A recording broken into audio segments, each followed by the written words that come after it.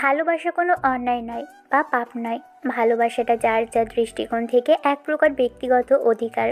আপনি কাউকে ভালোবাসলেন, সে আপনাকে ভালোবাসলো না, সেটা তার ব্যক্তিগত ব্যাপার। জোর করে যেমন কারো ভালোবাসা পাওয়া যায় না, তেমনভাবেই জোর করে আরেকজনের থেকে ভালোবাসার অধিকারটাও ফিরিয়ে নেওয়া যায় না। আপনি একজনকে ভালোবাসলেন না, সে আপনাকে ভালোবাসলো, যাকে বলে একতরফাভাবে ভালোবাসা। তার একতরফা ভালোবাসার অধিকার আপনি ছিনিয়ে নিতে পারবেন না। তবে একতরফা ভালোবাসার মধ্যে একটা অন্যরকম ভালো লাগা আর অনুভূতি থাকে, যেখানে আপনি লাভ ক্ষতির হিসেবটা করবেন না। আপনি জানেন মানুষটা আপনাকে চায় না, আর আপনি দিন শেষে শুধু শূন্যতায় ডুবে থাকবেন। সে আপনাকে ভালোবাসবে না, আপনি শুধু তাকে না পাওয়ার এক বুক আকাঙ্ক্ষা নিয়েই পড়ে থাকবেন। আপনি জানেন সে আপনাকে ভালোবাসবে না, তবে আপনি একা একাই ভালোবাসবেন। তার বিয়ে হয়ে গেলেও বাসবেন, আবার সে দূরে চলে গেলেও বাসবেন। শত হাজার কিলোমিটার দূরে গেলেও অনুভূতিটা আপনার মনে থেকেই যাবে। এ এক অদ্ভুত অনুভূতি। কাউকে জোর করে যেমন দূর করা যায় না, তেমনি কাউকে জোর করে কারো থেকে ছিনিয়ে নেওয়াও যায় না। ভালোবাসা যে কোনো অন্যায় নয় সেটা আমিও জানতাম, কিন্তু অন্যায় তখনই যখন আপনি নিজের থেকে বড় কাউকে ভালোবাসবেন, যে আপনার থেকে সিনিয়র, রাগী আর অহংকারী। এমন কাউকে ভালোবাসলেন যে আপনাকে চায় না। সবচেয়ে বড় কথা, যখন জানতে পারবেন যে মেয়েকে পছন্দ করেন আর যাকে ভালোবাসেন সে আপনারই কাজিন, সিস্টার, চাচাতো বোন, তখন আপনার কাছে সেটা আকাশ পরিমাণ অন্যায় আর অপরাধ সমান হবে। প্রথমে আপনি দমে গেলেও পরবর্তীতে ভেবে শত বাধা বিপত্তি আর মনের অনুভূতি আর হাজারটা আকাঙ্ক্ষা নিয়ে তার কাছে বারবার ফিরে যাবেন। সে অবহেলা করে ফিরিয়ে দিলেও আপনি তাকেই ভালোবাসেন, আর তারপরও আপনাকে সে অবহেলা করেই চলেছে। এসবই ভালোবাসার অংশ। সব কিছুই বুঝলেন, আর আমিও সব কিছুই বোঝালাম। যে কথাগুলো এতক্ষণ ধরে বললাম সেটা আমার সাথে ঘটেছে। গত 1 বছর যাবৎ এরকম কিছু হচ্ছে আমার সাথে। প্রথমে যখন মেয়েটার সাথে আমার দেখা হলো তখন ভেবেছিলাম সে অন্য কেউ হবে। তারপর যখন একসাথে হলাম, এক পরিবার থাকতে আরম্ভ করলাম, তখনই বুঝতে পারলাম মেয়েটা আমারই চাচাতো বোন, বড় চাচুর মেয়ে। প্রথমে আমরা জয়েন্ট ফ্যামিলিতে থাকতাম, কিন্তু এখন সেটা আলাদা হয়ে গেছে। আর আলাদা হওয়ার পর থেকে আমরা কেউ কাউকে চিনতামই না। দুজন দুই এলাকায় থাকতাম, অর্থাৎ দুই পরিবার। আর চাচুর মেয়ে ছোটবেলাতেই বাইরে চলে গিয়েছিল। তারপর থেকে তার সাথে আর দেখা যোগাযোগ কিছুই ছিল না। তারপর আবার কী কারণে সে দেশে এসে ফিরে এসেছিল সেটা আমি জানতাম না। ঈশান যখন জানতে পারে যে ঈশিতা ওরই চাচাতো বোন, তখন ছেলেটা অনেকখানি দমে গিয়েছিল। ভালোবাসার কথা বলতে গিয়ে মেয়েটার কাছে হাজারবার অপমানিত আর অবহেলিত হতে হয়েছে ছেলেটাকে।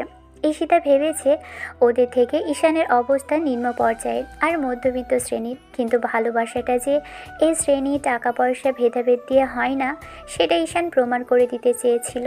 তাই বারবার ভালোবাসার দাবি নিয়ে ঈশিতার সামনে এসেছিল। গত 5 বছর আগে ঈশানের চাচুর সাথে ওর আব্বুর ঝামেলা হয় জমি জমার বিষয় নিয়ে। দাদু বেশ খানিকটা অসুস্থ ছিল, বলতে পারেন কোমায় ছিলেন ভদ্রলোক। একটা অ্যাক্সিডেন্ট করে ওদের দাদু কোমায় চলে যায়। তারপর থেকেই পরিবার এলোমেলো অগোছালো হয়ে গেল। আর এত সব কাণ্ড এরই মাঝে ঘটল। চাচু নিজের স্বার্থটা বুঝেছিল, তাই ঈশানের আব্বু ভেবেছিল যে এগুলোর কোনো দরকার নেই, দুজনের মাঝে ঝামেলা হবে, তবে তার থেকে নিজেরাই আলাদা হয়ে যাওয়া ভালো। দাদুর কথা, তিনি মৃত্যুর আগ পর্যন্ত পরিবারের সবাই যেন একসাথে থাকে, কিন্তু তিনি বেঁচে থাকতেই এরকম কিছু হয়েছিল। ঈশানের আব্বু চায়নি কোনো ঝামেলা হোক, তাই দূরে সরে গিয়েছিল।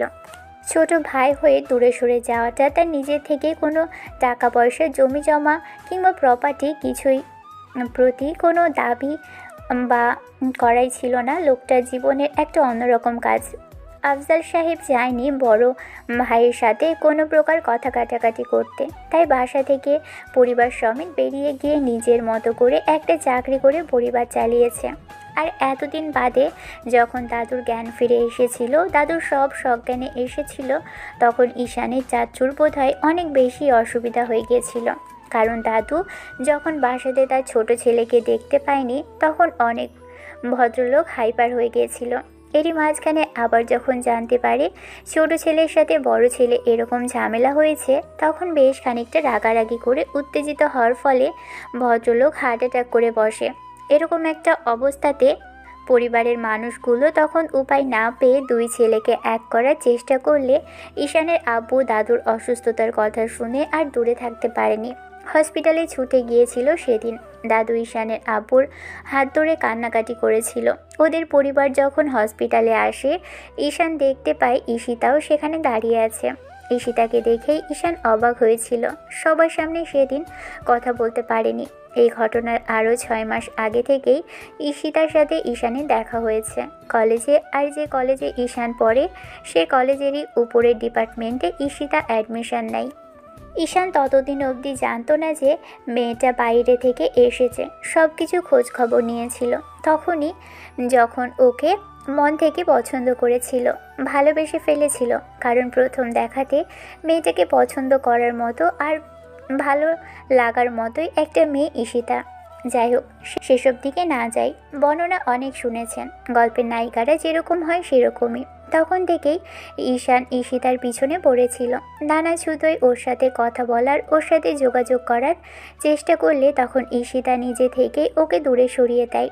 হাজারবার অপমান করে জুনিয়র একটা ছেলে সিনিয়র একটা মেয়েকে ভালোবাসলে ঠিক যেমনটা হয়, ঈশানের ক্ষেত্রেও ঠিক তেমনটাই হয়েছিল।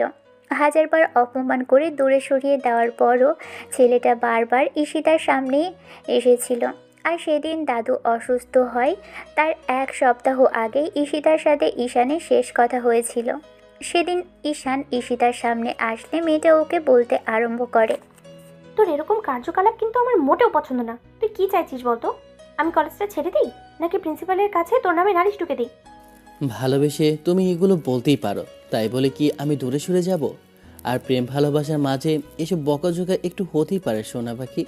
তুমি চাইলে কিন্তু আমাকে শাসনও করতে পারো। আমার গায়ে হাত তুললেও আমি কিছু মনে করব না। তুই আসলে একটা বিরক্তকর। তোর কোনো লজ্জা শরম কিচ্ছু নেই। তুই কি ভাবিস তুই এগুলো বললে, এমন নাটক করলে আমি তোকে ভালোবাসবো? আমি তোর প্রেমে পড়ে যাব? তোর সেই আশা কখনোই পূরণ হবে না। শোন, আমি তোকে সুযোগ দিয়েছি ভালো হয়ে যাবার, আমার থেকে দূরে সরে যাবার, কিন্তু তুই সেটা করিসনি। তোকে যতবার বলেছি আমার থেকে দূরে থাকতে, তুই আমার কাছে আসার চেষ্টা করেছিস। আসলে কি, তোর লজ্জা সম্পত্তি না কিছুই নেই। প্রেম ভালোবাসার মধ্যে লজ্জাশরম থাকলে হয় না, তুমি সেটা খুব ভালো করেই জানো। আর তোমার এত অহংকার কিসের বলো তো? রূপে। এই রূপ কিন্তু 2 দিন পর বিলীন হয়ে যাবে। ভালোবাসি বলেই বারবার তোমার সামনে আসি। একবার তো অন্তত ভালোবেসে দেখো, বুঝতে পারবে ঠিক কতটুকু ভালোবাসি তোমায়। সেটা না করে সবসময় আমাকে দূরে সরানোর জন্য এইসব কথা কেন বলো সোনা পাখি? একটা বার তো একটা সুযোগ দিয়ে দেখতে পারো জান। তোর আসলে লজ্জা শরম নেই। আমি তোকে শেষবারের মতো ওয়ার্নিং দিচ্ছি, তুই যদি এরপরে আমার সামনে আসিস আর আমাকে ডিস্টার্ব করিস, এরপরে আমি তোকে এরকম করে বোঝাবো না, আর তোকে ইগনোরও করবো না। তোকে আমি প্রিন্সিপালের হাতে তুলে দেবো, আর না হলে আমার বড় ভাইয়ের কাছে বলবো। আমার ভাইয়া তোর সাথে ঠিক কী করবে তুই সেটা ভাবতেও পারবি না। আমি তোমার ব্যাপারটা বুঝতে পারছি না। তুমি কোন সমস্যার কারণে আমাকে ভালোবাসতে পারছো না ঠিক করে বলো তো?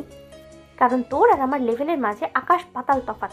আমি এত বড়লোক বাড়ির মেয়ে, আমার বাবার এত টাকা পয়সা, তোর মতো একটা গরিব ভিখারিকে আমি কেন ভালোবাসতে যাবো বল? তোকে আমি ভালোবাসবই না, তোর সাথে আমার পক্ষে থাকা সম্ভব না। তারপর তুই বারবার সামনে চলে আসিস। তুই দেখেছিস কলেজে কত বড়লোক বাবার ছেলে আমার পিছনে পড়ে আছে, আমাকে প্রপোজ করছে, 1000বার ভালোবাসার কথা বলেছে, তারপরেও আমি তাদের সরিয়ে দিয়েছি, ইগনোর করেছি। কিন্তু তুই শুধু আমার থেকে জুনিয়র বলে কখনো তোকে ইগনোর করিনি। এটাই তোর ভাগ্য, এটাই তোর জন্য যথেষ্ট নয় কি? তারপরেও তুই সেটা নিজের ভাগ্য মনে করে আবারও আমার পিছনে চলে আসিস। আচ্ছা, তুমি কি চাও? তুমি কি আমাকে কখনোই ভালোবাসবে না? কি করলে তুমি আমাকে ভালোবাসবে একটা বার আমাকে বলতে পারবে? আমি চাই তুই আর আমার সামনে আসবি না, কারণ আমি তোকে ভালোবাসবই না। আর সত্যি কথা বলতে কি, তোকে আমার সহ্য হয় না, ভালো লাগে না। সেই জন্য বারবার বলছি আমার থেকে দূরে সরে যা, সেটা তোর জন্য ভালো হবে। কিন্তু তুই সেটা না শুনে বারবার আমার সামনে চলে আসিস। এই শেষবারের মতো আমি তোকে বলে দিচ্ছি, তুই আর কখনো আমার কাছে আসবি না। যদি আমার সামনে আসিস, সেটা কিন্তু তোর জন্য খুব বেশি একটা ভালো হবে না, বলে দিলাম। ঠিক আছে, আসবো না। তুমি যখন একটা কথা বলেছো আমি তোমার কথা রাখবো। তবে ভুলেও যদি তুমি আমার সামনে চলে আসো, তাহলে কিন্তু তোমায় আমি ছাড়ছি না। আমি তোমাকে নিজের বউ করে তবেই ছাড়বো। এখন তুমি বলো যে তুমি আমার শর্তে রাজি কিনা?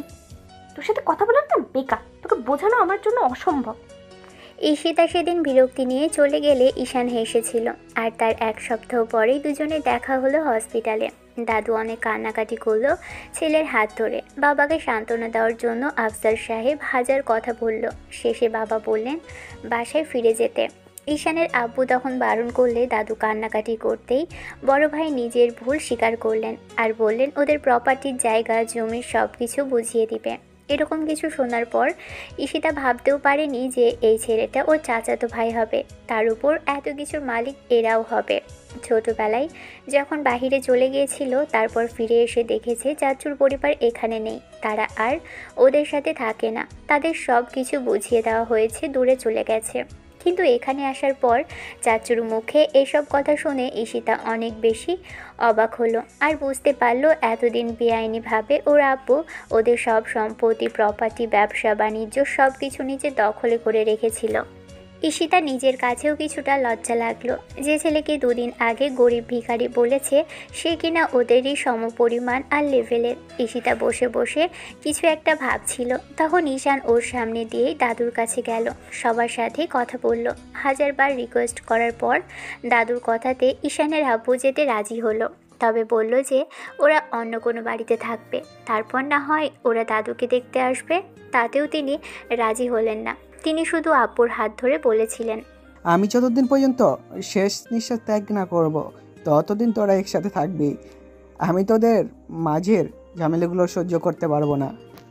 আমি ছোটবেলা থেকেই দেখতাম আশেপাশে অনেকেই তাদের ভাই বোনের থেকে আলাদা হয়ে যেত, কিন্তু আমি সেটা চাই না। আমি কমাই চলে যাওয়ার পর থেকে তোরা যে আলাদা ছিলি আমি সেটা বুঝতে পারিনি, আর আমার সামনে তোরা কেউ বলিসনি, কিন্তু এটা তুই অন্যায় করেছিস শারাফ। এখন আমি চাই তোরা একসাথে থাক, আর যদি পারিস ছেলে মেয়েদের বিয়ে দিয়ে তারপর দুই পরিবারকে এক করে রাখ।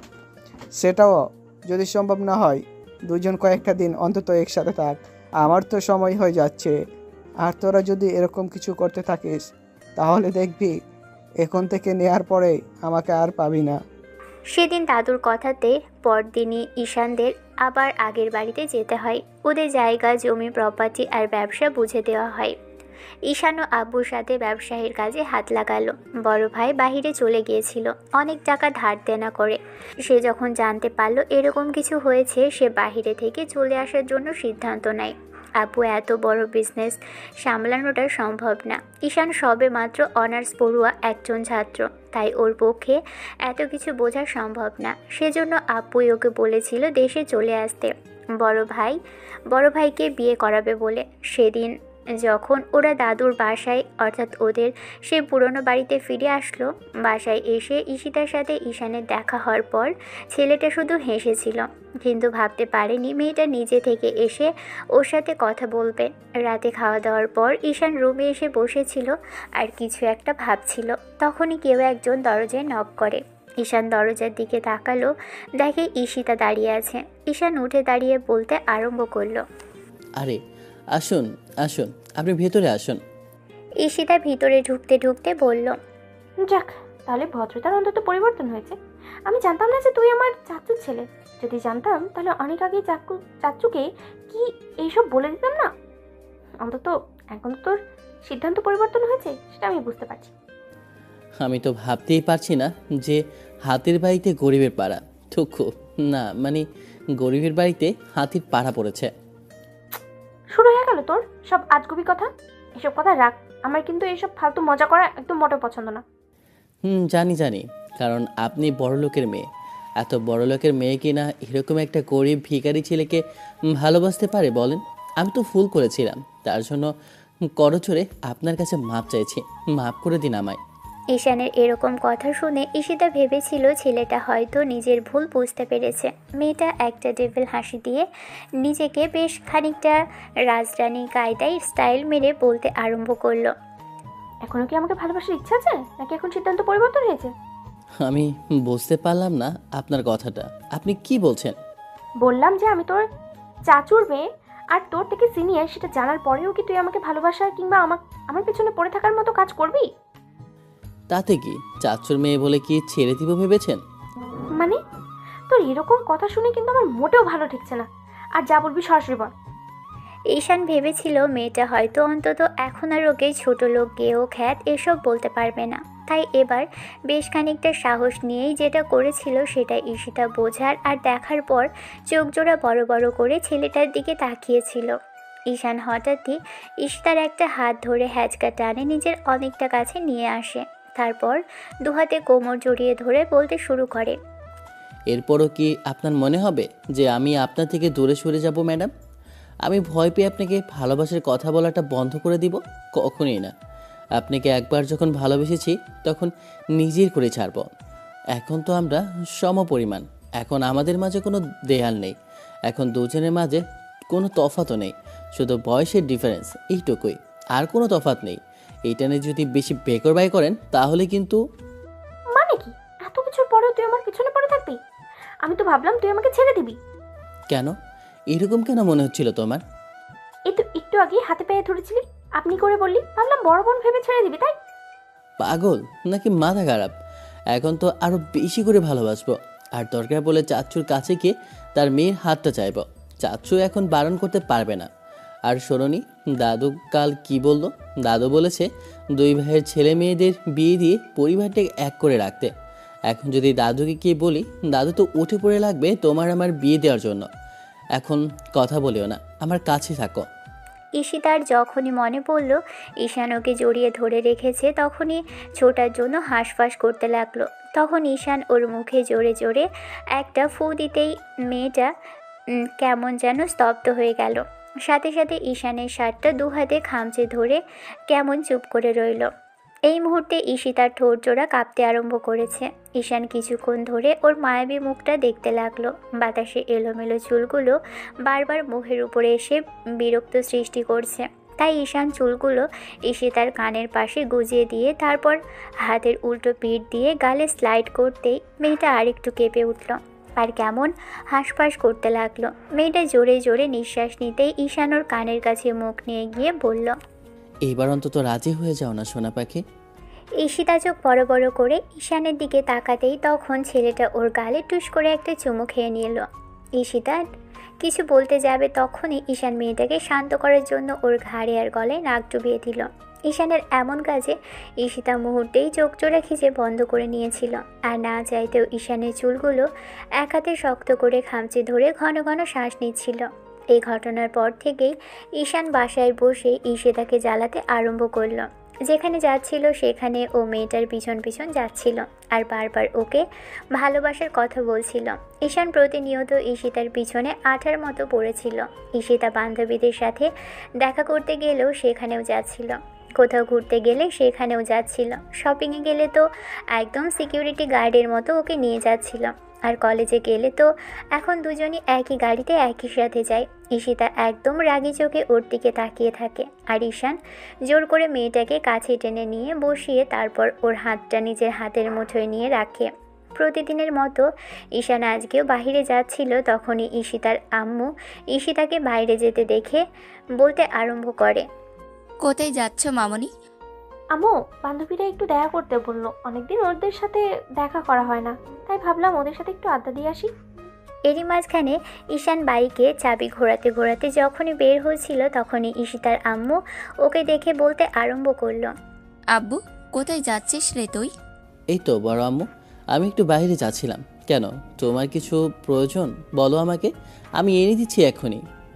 না রে আব্বু, কিছু লাগবে না, কিন্তু তুই এক কাজ কর, ইজিতাকে নিয়ে একটু বের হ, ওর বান্ধবীদের সাথে গিয়ে ওনাকে একটা আড্ডা দিবে, একটু দেখা করবে আর কি।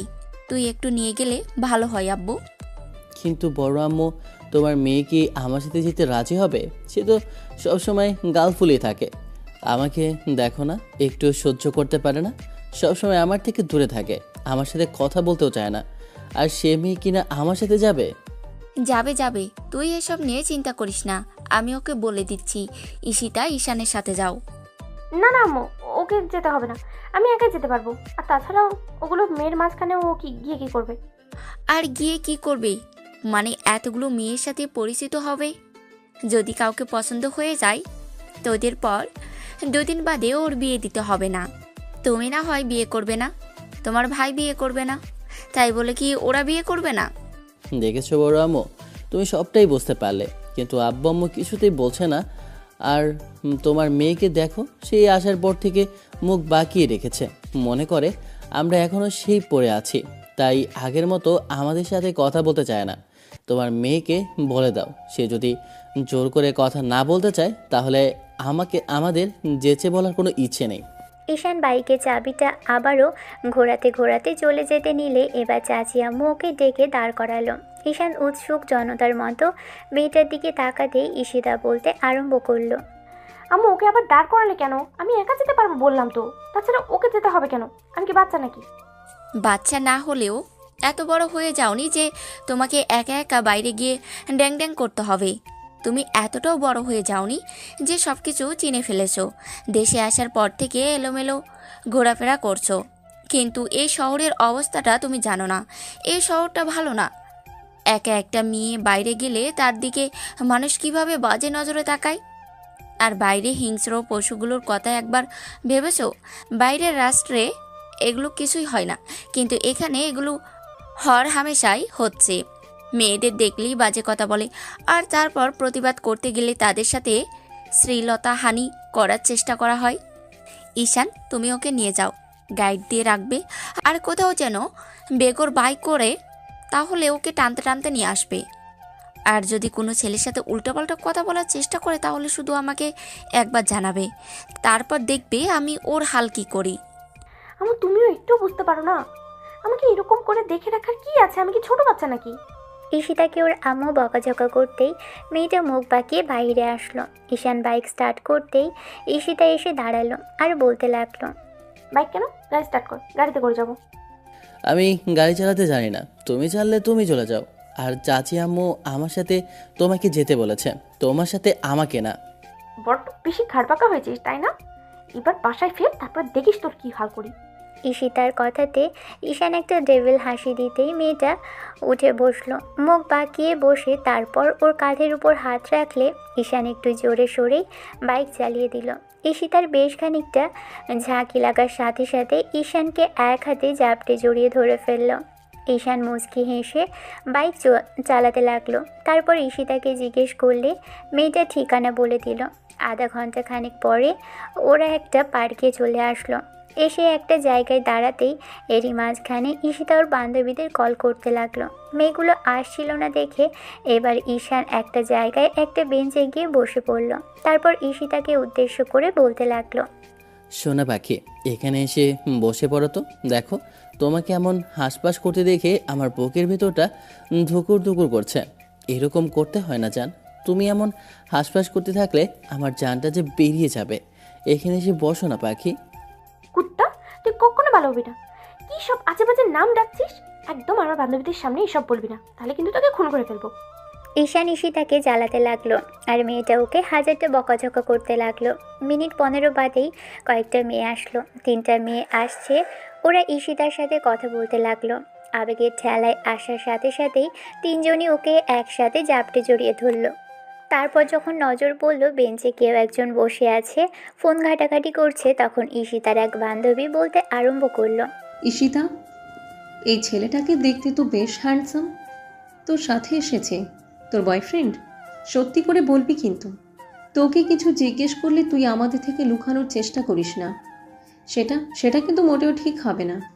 হ্যাঁ, সেটাই তো এই ছেলেটাকে প্রথমবার এখানে দেখছি। কে বলতো? কই, কেউ না তো। ও আসলে আমার।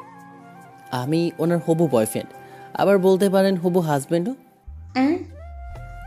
নয়, হ্যাঁ, আপনাদের বান্ধবী বলতে চাইছে না বিষয়টা।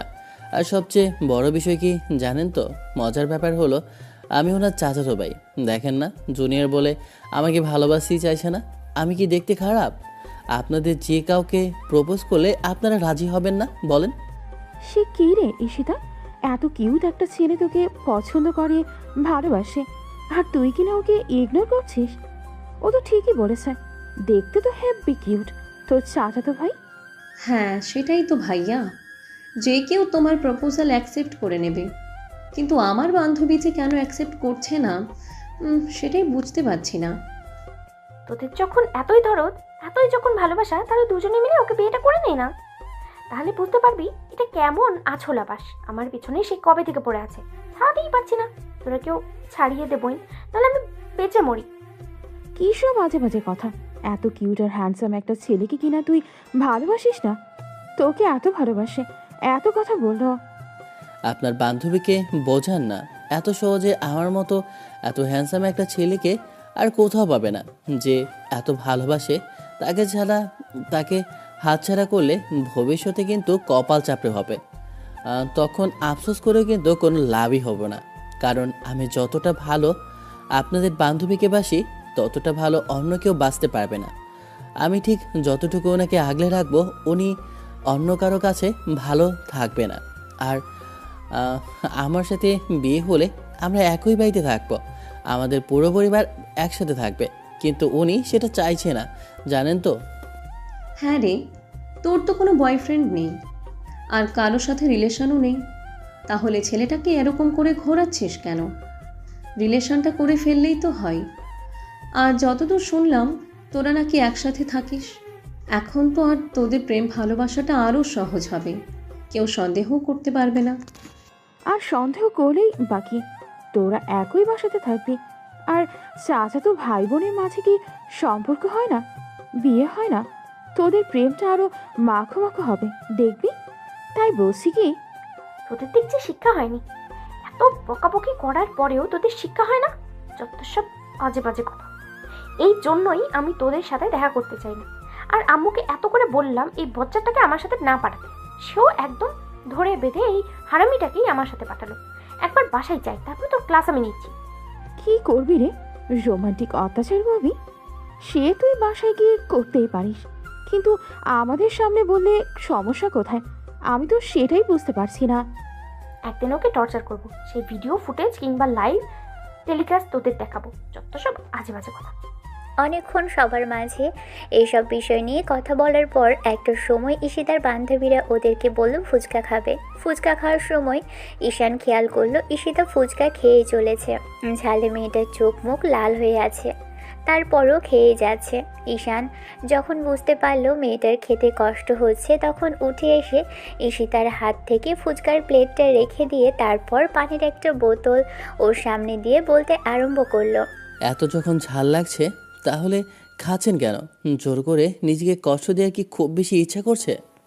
ঈশানের এরকম বকাঝকাতে ঈশিতা মুখ ফুলিয়ে রইল, কেমন যেন ঝালে হাঁসফাঁস করতে লাগলো। ঈশান ফুচকার বিল দিল, তারপর মেয়েটাকে নিয়ে পার্কের বাহিরে আসলো। ঈশিতা বান্ধবীদের থেকে বিদায় নিলে ঈশান প্রকার বাইকে উঠতে বললে মেয়েটা উঠল। ঈশান বারবার লুকিং গ্লাসে দেখছে ঈশিতা কেমন হাঁসফাঁস করছিল। তখন ঈশান একটা নির্জন রাস্তা দিয়ে যাবার সময় খেয়াল করলো ঈশিতার মুখ ঝালে লাল হয়ে আছে, মেয়েটার চোখ দিয়ে পানি পড়ছে। ঈশান ভেবেছিল সামনে একটা আইসক্রিম পার্লার আছে, সেখানে গিয়ে ঈশিতাকে আইসক্রিম কিনে দিবে, কিন্তু তার আগে মেয়েটার অবস্থা দেখে বেশ খানিকটা মায়া হলো। তাই বাইকটা দাঁড় করিয়ে ওকে সামনে বললে ঈশিতা কোনো কথা না বলে নেমে দাঁড়ালো।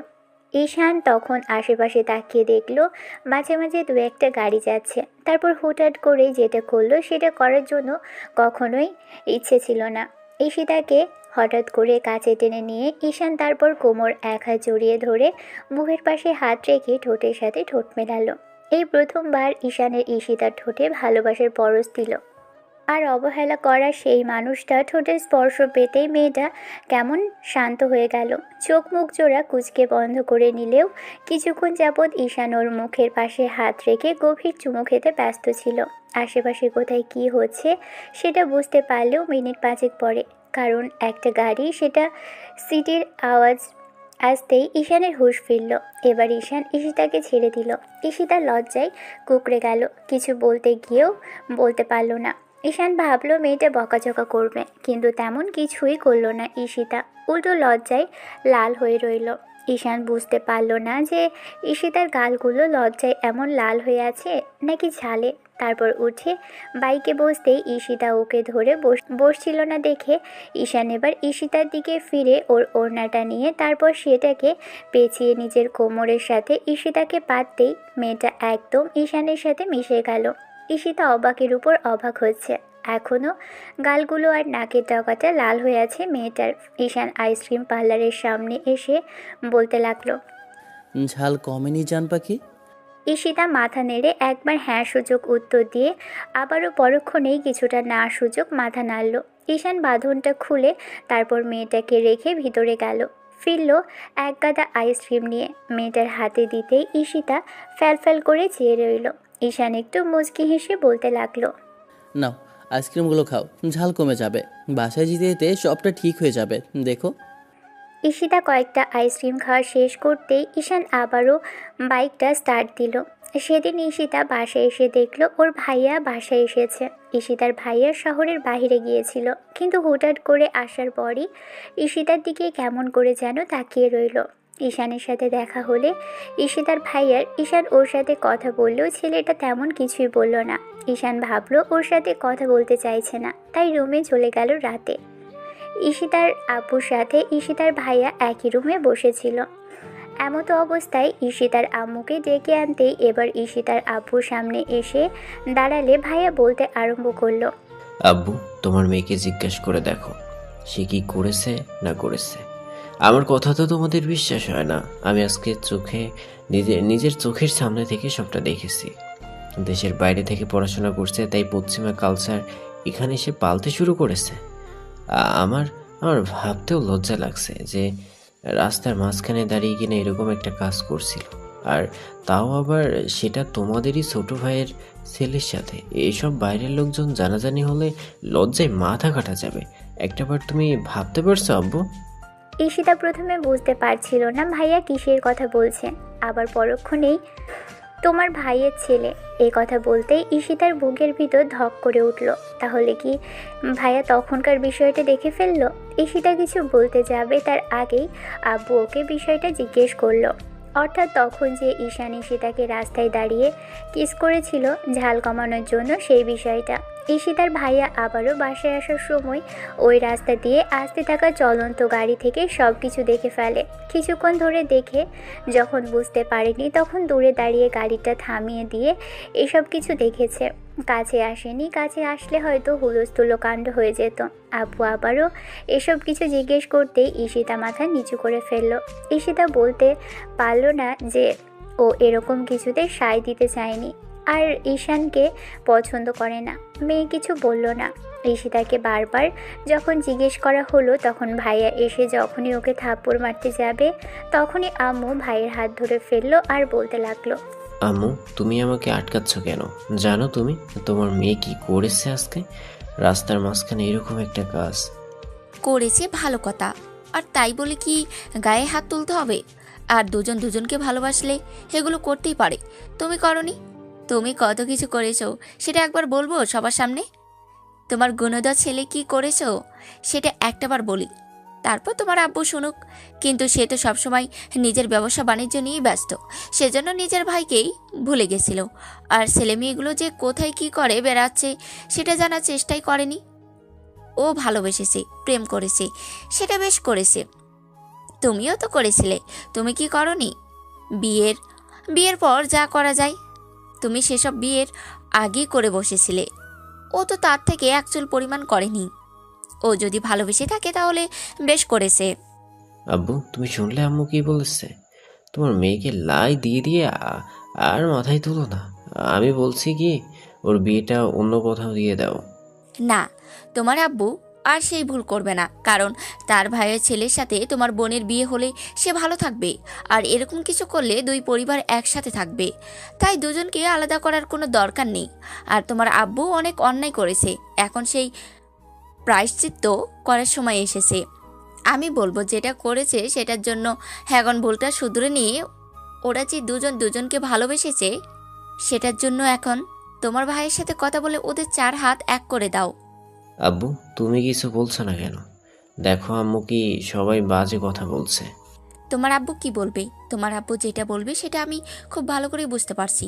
ওগো, এখনো সময় আছে, দুই পরিবারকে ধরে রাখার জন্য হলেও দুজনের বিয়েটা দিয়ে দাও। তাছাড়া ওরা ভালোবেসেছে, কোনো অন্যায় তো করেনি। তোমার কি মতামত মামনি? ঈশিতা আগে থেকে মাথা নিচু করেছিল। এবার আব্বুর এরকম কথা শুনে বেশ খানিকটা হকচকিয়ে গেল। তারপর চোখ জোড়া একবার আব্বুর দিকে তাক করতেই খেয়াল করলো আব্বু রাগী চোখে ওর দিকেই তাকিয়ে আছে। ঈশিতা কি বলবে ভেবে পাচ্ছে না, তাই আমতা আমতা করতে লাগলো। আব্বু আবারও জিজ্ঞেস করলো, তুমি কি বলতে চাইছো সরাসরি বলো। আপু, না মানে আসলে আমি বুঝতে পেরেছি, তুমি এর মধ্যে যেতে চাইছো না, তাই তো? আর সবচেয়ে বড় বিষয় হচ্ছে তুমি এটাকে সিরিয়াসভাবে নিচ্ছ না। তুমি কি বলছো এসব? এসব কি ছেলে খেলা নাকি যে এমন একটা বিষয় নিয়ে মজা মস্কারি করবে আর সিরিয়াসভাবে নেবে না? কী সব বাজে বাজে কথা বলছো তুমি? তোমার কথা শুনে আমার কিন্তু অবাক লাগছে। তুমি চুপ করো, তোমাকে সব বিষয়ে এত কথা বলতে হবে না। তোমাকে আমি বলেছি চুপ থাকতে। সবসময় এত কথা তুমি কেন বলো? হ্যাঁ, তোমার যা ইচ্ছে তুমি তাই করতে পারো, কিন্তু মেয়ের জীবনটাও অন্তত তো নষ্ট করো না। দেখো, তুমি অনেক দিন যাবৎ তোমার ভাইয়ের উপর অন্যায় করেছো। এখন যদি আবার মেয়ের সাথে এরকম কিছু করো, তাহলে মেয়েটার না সুখী থাকতে পারবে, আর না তুমি ওর দুঃখ দেখে কখনো সুখী হতে পারবে। আমি বলছি, দয়া করে এরকম কিছু করো না প্লিজ। ঈশিতার আব্বু কোনো কথা শুনল না। কিছুক্ষণ যাবৎ চুপ করে থেকে তারপর উঠে গেল। ঈশিতা বেশ খানিকটা ভয় পেয়ে গিয়েছিল। আম্মু বারবার জিজ্ঞেস করলো ও ঈশানকে ভালোবাসে কিনা, কিন্তু মেয়েটা কোনো কথা বলল না। এই ঘটনার পর ঈশিতা ভেবেছিল ঈশানের পরিবারের সাথে ওর পরিবারের আবার অনেক ঝামেলা হবে, কিন্তু না, তেমন কিছুই হলো না। বাসার পরিবেশটা একদম শান্ত। আর পরদিন সকালে বুঝতে পারল যে এসব নিয়ে কেউ কাউকে কিছুই বলেনি। কিন্তু ঈশানের বিষয়টা নিয়ে ঈশিতার অনেক বেশি ভয় লাগছিল। ভাইয়া যদি ঈশানকে কিছু বলে তাহলে ঝামেলায় পড়ে যেতে হবে, আবার ওদের পরিবারটা আলাদা হয়ে যাবে। এবার যদি দাদুর সামনে এরকম কিছু হয় তাহলে হয়তো বৃদ্ধ লোকটাকে আর বাঁচানো সম্ভব হবে না, কারণ তিনি চেয়েছিলেন ছেলেদের একসাথে রাখতে। এমন কি বলেছিলেন নাতি নাতনিদের বিয়ে দিয়ে দুজনকে একসাথে রাখতে। তেমন কিছুই যে হলো না, উল্টো আরও বিষয়টা পেঁচিয়ে গেল। ঈশিতা বেশ খানিকটা ভয় নিয়ে বাসায় রইল, কিন্তু পরদিন থেকে ঈশানকে আশেপাশের কোথাও দেখতে পেল না। তাহলে কি ছেলেটার সাথে ওর ভাইয়া কিংবা ওর আব্বু কোনো ঝামেলা করলো? বিষয়টা নিয়ে ঈশিতার অনেকক্ষণ যাবৎ ভেবেও তেমন কিছুই পেল না। অনেক চিন্তা চেতনা আর চেষ্টার পর যখন ঈশিতা বুঝতে পারল ঈশান বাসাতে নেই, তখন ভাবলো অন্তত আর যাই হোক ছেলেটার সাথে ওর দেখা না হলেই ভালো হয়। তাতে আব্বু আম্মু আর ভাইয়ার মাঝে ঝামেলা হবে না। আম্মু চাইছে সব কিছু ঠিকঠাক হয়ে যাক, পুরো পরিবার একসাথে থাক। অন্যদিকে ঈশিতার ভাইয়া আর আব্বু চাইছে না এরকম কিছু হোক। পুরো দিনটা ঈশান আর ঈশিতার মাঝে কোনো দেখা হলো না। পরদিনই ঈশিতার মনে হতে লাগলো ছেলেটা তাহলে কোথায় গেল? দুপুরে লাঞ্চেও দেখলো না, আবার রাতে ডিনারেও দেখলো না, তাহলে গেলটা কোথায়? ঈশিতা ও চাচি আম্মু অর্থাৎ ঈশানের আম্মুকে বিষয়টা জিজ্ঞেস করতেই তিনি বললেন, মামুনি, তোমার চাচ্চু ঈশানকে বাইরে পাঠিয়েছে। বলল কি সব কাজের জন্য নাকি বাইরে যেতে হবে, এই সপ্তাহ দুয়েকের মতো থাকতে হবে, তারপরে চলে আসবে। কেন, কিছু হয়েছে মামুনি? তোমার কোনো কিছু প্রয়োজন? তাহলে আমাকে বলো। না ছোট আম্মু, তেমন কিছু না। এমনিতেই ওকে কালকে থেকে দেখছি না, তাই ভাবলাম কোথায় গেল। সবসময় দূরের উপরে থাকে তো, বাসাতে তেমন পাওয়া যায় না, সেই জন্যই আর কি। আম্মু একটু মুচকি হাসলো। তারপরও ঈশিতার মনের অবস্থাটা কোনোভাবেই বুঝতে পারল না। অন্যদিকে ঈশান যে দেশের বাইরে এসেছে সেটা ঈশিতাকে কেউ জানালো না। হঠাৎ করেই আব্বু ওকে পাঠিয়ে দিল, আর কি জন্যই যে চলে আসলো ঈশানও সেটা জানে না। তবে আব্বুর কথাটা রাখতেই চলে আসতে হলো। শেষে এসেও আর একটা বিশাল বিপদে পড়ে গেল। ঈশান না পারল ঈশিতার সাথে দেখা করতে, আর না পারছে কোনো কথা বলতে। এমন একটা পরিস্থিতিতে মনটা প্রচুর খারাপ হয়ে আছে। বন্ধুদেরকে ঈশিতার খোঁজ খবর রাখতে বলেছে, তাই ওরা ঈশানকে খবরাখবর দিবেও বলে রেখেছিল। কিন্তু ঝামেলা হলো সপ্তম দিনের মাথায়, আর ঈশান বিষয়টা জানতেও পারল না। ঈশিতার বাসার সবাই বিষয়টা জেনেছিল সেদিন দুপুরে। সেদিন ঈশিতার আব্বু আর ভাইয়া বাসায় এলো। হঠাৎ বাসায় আসার পরেই সবাই জানতে পারলো ঈশিতার জন্য একটা ছেলে ঠিক করা হয়েছে, আর ছেলেটাকে ওর আব্বু আর ভাইয়াই ঠিক করেছে। এরকম কিছুর জন্য মেয়েটা কখনো প্রস্তুত ছিল না। ও ভাবতেও পারেনি যে আব্বু আর ভাইয়া ওর বিয়েটা ঠিক করে দিবে। ঈশিতাকে জোরপূর্বক পাত্রপক্ষর সামনে বসানো হলো। অবশ্যই মেয়েকে বলতেও ওর নিজে থেকে এসেই পাত্রপক্ষের সামনে বসে পড়েছিল। তারপর যেটা হলো সেটার জন্যই ঈশিতা প্রস্তুত ছিল না, কারণ মেয়েটা ভাবেনি দেখতে আসার পরেই বিয়েটা ঠিক হয়ে যাবে। আর এরকম কিছু হবে জানলে কখনোই এখানে বসতো না। আর কেনই বা এসব যে ভাবছে সেটা নিজেও জানে না ঈশিতা। ঈশানের আব্বু আম্মু খানিকটা বিষয়টা নিয়ে অবাক হলো। অন্যদিকে ঈশিতা কেমন হাঁসফাঁস করছিল, ভালো লাগছিল না কিছুই। কেমন যেন দম আটকে আসছিল, মনে হয়েছিল এখান থেকে উঠে যেতে, কিন্তু আব্বু আর ভাইয়ের কারণে উঠে যেতেও পারছিল না।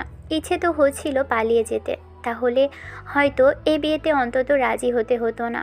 আব্বু ভাইয়া জোর করে ধরে ওকে বিয়েটা করতে বাধ্য করলো। ছেলেপক্ষ ঈশিতাকে দেখেই পছন্দ করলো, আর ওরা বিয়ের জন্য প্রস্তুত ছিল না। এমন কিছু হবে ঈশানের আব্বু কিংবা ঈশানের পরিবার কেউই জানতো না। অন্যদিকে ঈশান এসবের কিছুই জানে না। ও যদি জানতো তাহলে হয়তো ছেলেটা ছুটে আসতো। ঈশানের বন্ধুরাও এই বিষয়টা জানে না। সব পাকা দেখা কথাবার্তা হওয়ার পরেই ঈশিতার বাসা থেকে লোকজন চলে যেতেই ঈশানের ভাইয়া ওর বন্ধুদের জানালো। ঈশানকে ওরা প্রথমে জানাবে না ভেবেছিল, আবার পরক্ষণেই ভাবলো যে অন্তত ছেলেটাকে এই বিষয়টা জানানো দরকার, না হলে অনেক বেশি ঝামেলা হয়ে যাবে। এই ঝামেলার সমাপ্তি ঘটবে কিনা কিংবা ঠিক হবে কিনা জানে না। ততদিনে হয়তো ঈশান ওর ভালোবাসার মানুষটিকে হারিয়ে ফেলবে।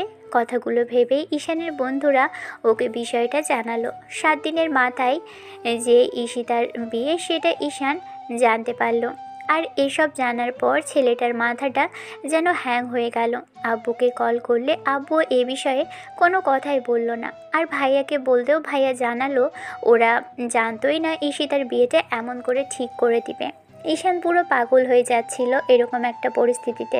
ও ভাবতেও পারেনি বাইরে আসার পর এরকম কিছু হবে। আব্বুকে যখন বারবার জিজ্ঞেস করলো যে বিয়েটা কেন আটকায়নি, তখন আব্বু বলতে আরম্ভ করলো, ঈশান, আমি জানি তুমি কেন এসব বিষয়ে কথা বলতে চাইছো আর কি জন্যই আমাকে এমন করে বলছো। এখানে কিছু করার নেই বাবা, তুমি অন্তত এই বিষয় নিয়ে আমাকে কিছু বলতে বলো না। তুমি দেশে আসো, অনেক ভালো একটা মেয়ে দেখে তোমাকে বিয়ে করাবো, তারপরও ঈশিতার বিষয়ে অন্তত আর কিছু বলো না। আব্বু, দিন শেষে তোমরা যদি জানার পরও এরকম করে আমার থেকে মুখ ফিরিয়ে নাও, তাহলে আমার কাছে জীবনের সবচেয়ে বেশি বাজে পরিস্থিতিটা আজকের এই দিনটা হবে। আমি ভাবতে পারিনি যে বাইরে আসার পর তোমরা আমাকে এরকম একটা পরিস্থিতির মুখে ফেলবে। তো তুমি এখন আমাকে কি করতে বলছো? ওদের পায়ে ধরতে বলছো? আমি পায়ে ধরলে যদি ঈশিতার সাথে তোমার বিয়েটা ওর বাবা দেয় তাহলে আমি সেটাই করব। আমি তেমন কিছু বলিনি আব্বু, তুমি অন্তত বিয়েটা আটকাতে পারতে, একটাবার চেষ্টা তো করে দেখতে পারতে, সেটাও করনি। তোমরা নিজেদের মতো করে চুপচাপ ছিলে। তুমি জানতে আমি ঈশিতাকে ঠিক কতটা ভালোবাসি। আগে থেকে যে ওকে ভালোবাসি সেটা তোমার চিন্তা ভাবনাতেই ছিল, তাহলে কেন আমাকে বিয়েটা জানালে না সেদিন? আব্বু বারবার বলতে লাগলো আব্বু এসব বিষয়ে জানতো না। আর ঈশান বাইরে আসার পর যে ঈশিতার আব্বু আম্মু এরকম কিছু করবে সেটা উনি জানতেন না। ঈশান বারবারই ঈশিতার নাম্বারে কল করলেও মেয়েটা কল রিসিভ করলো না। ঈশানের শুধু একটাবার জানতে ইচ্ছে করছে, তাহলে সেদিন যখন ওকে এমন করে কাছে টেনে নিয়েছিল তখন মেয়েটা চুপ করেছিল কেন? যদি ভালো নাই বাসবে তাহলে এমন করে চুপ করে থাকার মানেটা কী ছিল? ঈশান কিছুক্ষণ ধরে চোখের পানি ফেললো, তারপর কাজকর্ম সব ফেলে বাসায় যাওয়ার জন্য রওনা দিতে চাইলো। কিন্তু জরুরি ভিত্তিতে দেশে ফেরার মতো কোনো অপশান ছিল না, তাই 7 দিন পরে যাওয়ার মতো একটা ফ্লাইট পেল। অবশ্য আব্বু আম্মু কিংবা বাসার লোকজন যে এগুলো জেনে শুনেই করেছে, ঈশান সেটা খুব ভালো করেই বুঝতে পারছে। নিজেকে পাগল পাগল লাগছে আর ছেলেটার। ঈশানের মনে হচ্ছে দেশের বাইরে এসে জীবনের সবচেয়ে বড় ভুলটা বোধহয় আজকেই করে ফেললো। ঈশান অনেকক্ষণ যাবৎ মেয়েটাকে কল করার পরও ঈশিতা ফোন রিসিভ করলো না। ঈশিতার এমন দ্বিচারিতায় ঈশান একদম পুরো পাগলের মতো হয়ে গেল। 6 দিন বাদে যখন ঈশান সেদিন সন্ধ্যায় ফ্লাইটে উঠবে তার আগে ঈশিতা ফোন রিসিভ করলো। মেয়েটা ফোন রিসিভ করতেই ঈশান মিনিট 5 বাচ্চাদের মতো হাউমাউ করে কাঁদলো। তারপর একটা সময় চোখের পানি মুছে নিয়ে বেশ খানিকটা স্বাভাবিক কণ্ঠে বলতে লাগলো, এত ভালোবাসার পরও কি তোমার ভালোবাসাটা পাওয়ার জন্য আমার ভালোবাসাটা যথেষ্ট ছিল না? আমি এত ভালোবাসলাম আর তুমি আমাকে এমন করে এড়িয়ে গেলে। একটাবার কি আমার কথা তোমার মনে পড়লো না? একটাবার অন্তত আমাকে জানাতে পারতে যে তোমার বিয়ে ঠিক হয়ে গেছে, কিংবা তুমি স্বেচ্ছায় বিয়ে করে নিতে চাইছো। এতগুলো দিন ধরে আমি তোমাকে ভালোবাসি আর তুমি আমাকে এড়িয়ে গেলে। তুমি নিজে থেকে বিয়েতে রাজি হয়েছো, তাই না? তোমার আমাকে এতই অসহ্য মনে হয়? আমার ভালোবাসাটা তোমার মনটাকে ছুঁতে পারলো না ইস্যু। এতগুলো দিন ধরে তোমার পেছনে ঘুরলাম, তোমাকে পাগলের মতো ভালোবাসলাম, তারপরেও আমাকে তুমি একটাবার সুযোগ দিলে না। সত্যি করে বলো তো, সেদিন যখন চুপ করেছিলে তখন আমি তোমার কাছে এসেছিলাম, তখন তুমি কি জেনে শুনে এরকম চুপ করেছিলে, নাকি তুমি আমার সাথে কথা বলতে চাও না বলে এরকম করেছিলে? সত্যি করে বলো না, আমার কিন্তু খুব কষ্ট হচ্ছে। তুমি যদি আমাকে ভালো না বাসো তাহলে চুপ করে কেন ছিলে? প্লিজ একটাবার বলো তুমি আমাকে ভালোবাসো। এমন চুপ করে থেকে আমাকে কষ্ট দিও না প্লিজ। তুমি যদি বিয়েটা করে নাও আমি নিঃস্ব হয়ে যাবো ইস্যু। বিশ্বাস করো আমি ভালো থাকতে পারবো না, সত্যি মরে যাবো জান পাখি। ঈশিতা কোনো কথা বলল না। বুকের ভিতরটা কেমন যেন চিনচিন করে উঠল। ঈশান আবারও কিছুক্ষণ ফুপিয়ে কাঁদল। এরই মাঝে প্লেনে অ্যানাউন্সমেন্ট হতেই ঈশান বলতে লাগলো, কাল দেখা হচ্ছে, তবে আমিও দেখতে চাই তুমি কি করে আমাকে ঠকিয়ে আমার ভালোবাসাটাকে পায়ে মারিয়ে দিয়ে অন্য কারো হয়ে যাও। আমি বুঝতে পারছি তুমি নিজের ইচ্ছায় নিজে রাজি হয়েছ, তাই না? আমাকে কষ্ট দিয়ে তুমি ভালো থাকতে চাও, আমিও দেখতে চাই তুমি আমাকে কষ্ট দিয়ে কি করে ভালো থাকতে পারো, সেটাও দেখব। ঈশান সন্ধ্যার ফ্লাইটে উঠতেই পরদিন সকালবেলা দেশে পৌঁছালো। আর ঢাকার ব্যস্ত শহর জ্যামের কারণে আসতে গিয়ে দুপুর 11:30টার মতো বেঁচে গেল। কিন্তু যতক্ষণে জ্যামটা ছাড়লো ততক্ষণে এইসব জানতে পারলো ঈশিতার আপু আর ভাইয়া জানতে পেরেছে ঈশান বাসায় আসছে, তাই দুপুরেই বিয়েটার ব্যবস্থা করেছে। ঈশান অবাক হয়ে গেল এরকম একটা কাজের জন্য। তাহলে দাদু কি করছে? দাদু কি বিয়েটা আটকাতে পারছে না, নাকি দাদুকে কেউ বিষয়টা জানায়নি? ঈশান কিছুক্ষণ ধরে চুপ করে থেকে তারপর ওর একটা ফ্রেন্ডকে ফোন করলো। কাছে কিনারে একটা ফ্রেন্ডের বাসাটা ছিল, সে বাইক নিয়ে আসতেই ঈশান বাইকটা স্টার্ট দিল। তারপর বাসার উদ্দেশ্যে যখনই যাচ্ছিল ওর সবগুলো বন্ধুকে কল করলো। সবাইকে জানালো যে ঈশিতাকে জোর করে তুলে নিয়ে গিয়ে বিয়ে করবে। এগুলো বলার পর হঠাৎ ঈশানের সাথে আর কেউ যোগাযোগ করতে পারলো না। তারপর ঘন্টাখানেক কেটে গেছে। ঘন্টাখানেক বাদেই যখন ঈশানের ফ্রেন্ডগুলো শুভ ওর ভাইয়াকে কল করলো, বারবার ভাইয়া কলটা কেটে দিয়েছিল, কারণ বিয়ের আসরে সবাই বসে আছে। ঈশিতাকে ডাইনিংয়ে নিয়ে বসানো হয়েছে একটা ছেলের পাশে। ঈশানের আব্বু আম্মু আর ভাইয়া নিরুপায় হয়ে দূরে দাঁড়িয়ে আছে। ঈশিতার ভাইয়া আব্বু যেন বিয়ে দেওয়ার জন্য উঠে পড়ে লেগে আছে। ঈশিতার দাদুও এক কোণে দাঁড়িয়ে আছে। ভদ্রলোক বুঝতে পারছেন তার নাতনির মনে অন্য কিছু চলছে। এরই মাঝখানে ঈশানের ফ্রেন্ড শুভ তাড়াহুড়ো করে বাসার মধ্যে ঢুকতেই ওকে দেখে ভাইয়া একবার ওর দিকে তাকালো। ছেলেটা ডাইনিংয়ে হুড়মুড় করে এসে উপস্থিত হলো। হঠাৎ এরকম এক আগন্তুকের আগমনে সবাই বেশ খানিকটা হকচকিয়ে গেল। এবার ঈশানের ভাইকে ধরে শুভ বলতে লাগলো, ভাইয়া, ঈশানের অ্যাক্সিডেন্ট হয়েছে। সব কিছু জানার পর তাড়াহুড়ো করে বাসায় আসার সময় খুব বাজেভাবে অ্যাক্সিডেন্ট করেছে। ওকে আমরা কয়েকজন মিলে হসপিটালে নিয়েছি। আপনি জলদি আসুন, আর এখনই যদি অপারেশন না করালে ঝামেলা হয়ে যাবে ভাইয়া। আমাদের কাছে এই মুহূর্তে কোনো টাকা নেই। আপনি যদি কিছু টাকা দিতেন তাহলে ওকে হসপিটালে ভর্তি করতে পারতাম। ছেলেটা অনেকখানি উত্তেজিত হয়ে ভয়ে না হয় আশঙ্কায় তাই এরকম এলোমেলো অগোছালো কথাগুলো বলল। এর মাঝখানে যখন ঈশিতা শুনল ঈশানের অ্যাক্সিডেন্ট হয়েছে, সাথে সাথে বুকের ভিতরটা কেমন যেন ধক করে উঠল। মনে হলো এই বুঝি ছেলেটা ওর কাছ থেকে দূরে চলে যাবে, হারিয়ে যাবে, আর কখনো সামনে আসবে না, আর জোর করে ভালোবাসার দাবি নিয়ে ওকে জ্বালাতে থাকবে না। ঈশিতার বুকের ভিতরটা মোচড় দিয়ে উঠল। ও হাতগুলো মোচড়াতে আরম্ভ করলো। অন্যদিকে শুভ একবার ঈশিতার দিকে তাকালো। আব্বু আম্মু এগিয়ে আসলো। ঈশানের ভাইয়া কিছু বলবে তার আগেই আব্বু এসে বিষয়টা জিজ্ঞেস করলে তখন শুভ বলতে লাগলো, এখন কথা বলার সময় নেই আঙ্কেল। টাকা পয়সার কারণে হসপিটালে ভর্তি করানো হয়নি। এখনও বোধহয় ওকে বাইরে রেখে দিয়েছে। দয়া করে আপনারা চলুন। আব্বু, আমার কাছে এই মুহূর্তে ক্যাশ টাকা নেই, তুমি কিছু টাকা দাও আমাকে, আমি এক্ষুনি হসপিটালে যাচ্ছি, তুমি আম্মুকে নিয়ে আসো। আব্বু তার ওয়ালেট এবং কার্ডগুলো বের করে দিয়ে বলতে আরম্ভ করলো, যত ইচ্ছা খরচ করো, তারপরও আমার ছেলের যেন কিছু না হয়। আমি এক্ষুনি তোর আম্মুকে নিয়ে আসছি, তোমরা বেরিয়ে পড়ো। ঈশানের এরকম তারা কথা শুনে সবাই হতবাক হয়ে দাঁড়িয়ে রইল। বরপক্ষ থেকে শুরু করে ঈশিতা খানিকটা অবাক হলেও মেয়েটা এখনও হাত মোচড়াচ্ছে, চুপ করেই আছে মেয়েটা। অন্যদিকে ঈশিতার দাদু এবার ঈশানের আব্বুর কাছে, অর্থাৎ নিজের ছোট ছেলের দিকে এগিয়ে আসলো। এরই মাঝখানে ভাইয়া আর শুভ বেরিয়ে গেল। শুভ একটা গাড়ি নিয়ে এসেছিল ভাইয়াকে নিয়ে হসপিটালের উদ্দেশ্যে রওনা দেয়। এবার আব্বু আম্মু বের হতে গেলে তখন দাদু বলতে আরম্ভ করলো, আফজাল, আমাকে তোদের সাথে নিয়ে চল। আব্বু কিছু বলবে তার আগেই দাদু বলতে লাগলো, জীবনের থেকে জোর করে দেওয়া বিয়েটা আগে নয়, তুই আমার নাতির কাছে আমাকে নিয়ে চল। তারপর কেটে গেছে মাঝখানে 1 ঘন্টা। এই 1 ঘন্টায় কি হলো জানতে ইচ্ছে করছে না আপনাদের? অনেক কিছুই হয়েছে, আবার অনেক কিছুই হয়নি। সব কিছুর মাঝখান থেকে ঈশানের অপারেশনটা এখনও শেষ হয়নি। অপারেশন শেষ হতে আরও 1-1.5 ঘন্টার সময় লাগবে। শরীরের অবস্থা খুবই খারাপ। পিছন থেকে আসা একটা ট্রাক এসে ওকে পাশ কাটিয়ে যেতে গিয়ে সাইড থেকে ধাক্কা লেগে ছিটকে গিয়ে পড়েছিল একদম রাস্তার দেয়ালের সাথে। ভাগ্যিস মাথায় বেশি চোট পায়নি, তাহলে হয়তো কোমায় চলে যেত, আর না হলে আর বাঁচানো যেত না। ডক্টর এই কথাটাই বারবার বলেছিল। অনেকক্ষণ যাবৎ অপারেশনের পরে যখন ডক্টর বেরোলো না, তখন আম্মু কান্নাকাটি করে আব্বুকে বলল তার ছেলে বাঁচবে কিনা। আম্মু আব্বুকে জড়িয়ে কেঁদেই চলেছে। ঈশানের বন্ধুরা এক সাইডে দাঁড়িয়ে আছে। এবার ভাইয়া এসে বলতে আরম্ভ করলো, আমার বোধহয় এসব তোদের জানানো ঠিক হয়নি। তোরা যদি ঈশিতার ব্যাপারটা ওকে না জানাতে, তাহলে হয়তো আজকে আমার ভাইটার এই অবস্থা হতো না। ভাইয়া এসব কথা বলবেন না তো। যাকে ভালোবাসে তার সম্পর্কে এসব কথা শোনার পর কেউই ঠিক থাকতে পারবে না।